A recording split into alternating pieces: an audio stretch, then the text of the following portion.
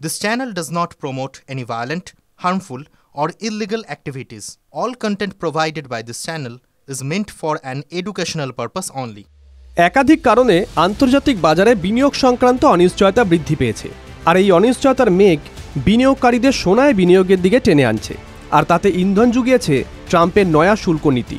কিছুদিন আগেই এক বিশেষজ্ঞ সোনার দাম 60,000-এ নামার পূর্বাভাস দিয়েছিলেন। সেই পূর্বাভাসকে তুড়ি মেরে উড়িয়ে দিয়ে সোনার দাম ফের ঊর্ধ্বমুখী। তথ্য বলছে গত এক সপ্তাহে কলকাতায় 10 গ্রাম 24 ক্যারেট সোনার দাম বেড়েছে 5,670 টাকা। এপ্রিল মাসের 3 তারিখের পর থেকে ধীরে ধীরে কমতে শুরু করেছিল সোনার দাম। 8 তারিখ পর্যন্ত দাম কমেছিল প্রায় 3,650 টাকা, আর তারপর থেকেই উঠতে শুরু করেছে বাজার। একটা সময় মনে হয়েছিল ওই মার্কিন বিশেষজ্ঞের পূর্বাভাস সত্যি করে সোনা 60,000-এ না নামলেও হুড়মুড়িয়ে বেশ খানিকটা নেমে যাবে, আশায় কোমর বেঁধেছিলেন দেশের মানুষ। কিন্তু এপ্রিলের দ্বিতীয় সপ্তাহের শেষ ভাগে সেই আশায় জল ঢেলে দিল সোনার দাম। 24 ক্যারেট সোনার দাম যেমন বেড়েছে, একই সঙ্গে বেড়েছে 22 ক্যারেট সোনার গয়নার দামও। 8 এপ্রিল কলকাতায় 10 গ্রাম 22 ক্যারেট সোনার দাম ছিল 82,250 টাকা। সেই দাম মাত্র 3 দিনে 5,200 টাকা বেড়ে পৌঁছে যায় 87,450 টাকায়।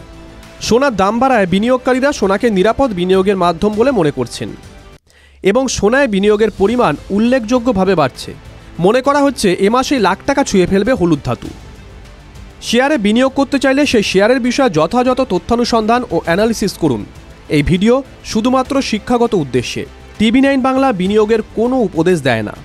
বিশেষ দ্রষ্টব্য, যে কোনো বিনিয়োগে বাজারগত ঝুঁকি রয়েছে, ফলে আগে বিনিয়োগ সংক্রান্ত সমস্ত নথি সাবধানে পড়ে নেবেন, তারপর বিনিয়োগ নিয়ে সিদ্ধান্ত নেবেন। Bureau report, TV9 Bangla digital.